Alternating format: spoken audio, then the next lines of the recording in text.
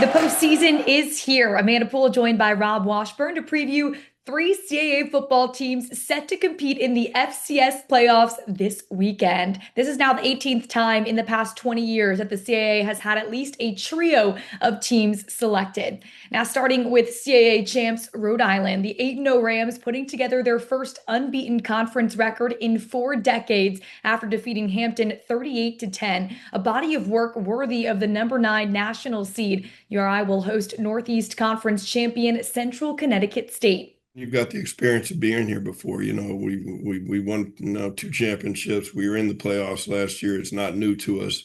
We know that we're going to have to step up and how to approach those things.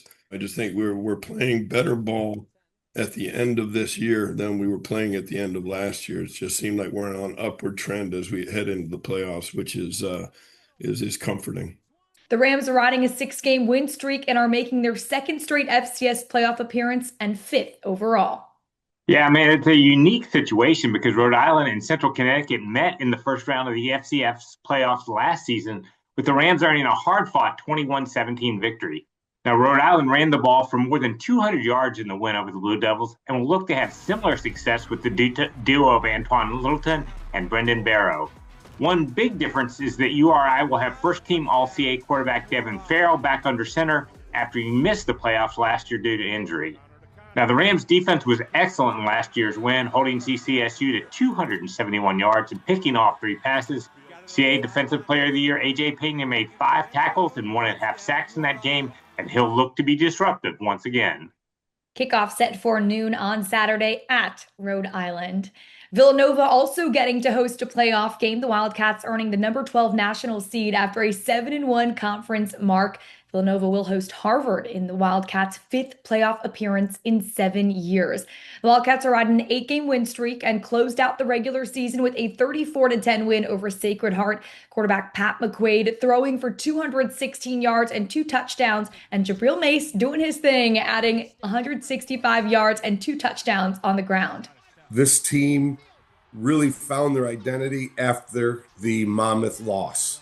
I think they were searching for it early on. And I think they all got together in the locker room and said, you know what, enough is enough. We got to come together. And one thing they've been breaking down on, whether that's their identity or not, is protect the brand. So basically protect the V. They're all playing for the V.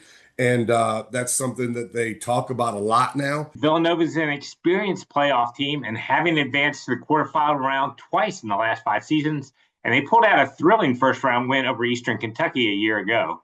Now, the Wildcats are very balanced offensively, with Jabril Mays leading a deep group of running backs and a potent passing attack with Pat McQuaid and receiver Luke Colella.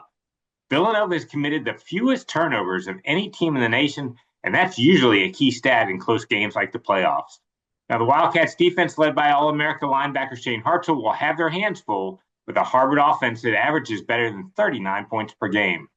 This is the first year that the Ivy League has had teams compete in the FCS playoffs, so it'll be interesting to see how they fare. One thing in the Wildcats' favor is a 22-game winning streak at Villanova Stadium. Kickoff set for noon on Saturday at Villanova. To round these out, New Hampshire is making its 3rd FCS playoffs in the past 4 seasons. The 6-2 Wildcats will travel to number 14, the national seed South Dakota State. UNH closed the year on a 5-game winning streak, capped off by a thrilling 33-27 win over Maine last Saturday. Quarterback Matt Vezza collecting 303 yards of offense and 2 touchdowns to retain the Bryce Cowell Musket. The Wildcats also got 4 field goals from Nick Reed, including a career-long 55-yarder.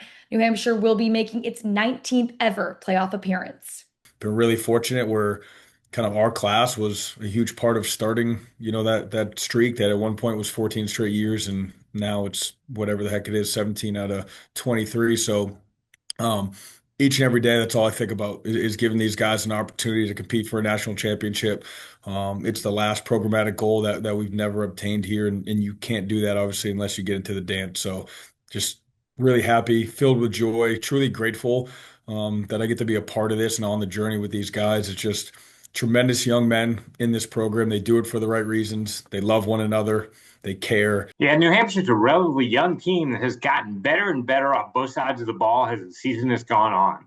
Quarterback Matt Vezina has had a tremendous year and really makes them go on offense. His top target is veteran Caleb Burke, who has topped the 100-yard mark in 2 of the last 4 games. And the Wildcats' rushing attack behind Miles Thompson has been the difference in the second half of the season. Now, UNH's defense has developed into one of the CAA's best, giving up less than 18 points per contest during the 5-game win streak. But UNH faces a formidable challenge in facing a South Dakota State program that is traditionally one of the best in FCS, having made 14 consecutive playoff appearances, highlighted by back-to-back national championships in 2022 and 2023. UNH will need to be at its best to knock off the Jackrabbits in what will be a challenging environment. Here's a look at the 3 games and their kickoff times and how to watch. Postseason action starts at noon tomorrow. Follow CAA Football on Facebook, Instagram, and Twitter for in-game updates and scores.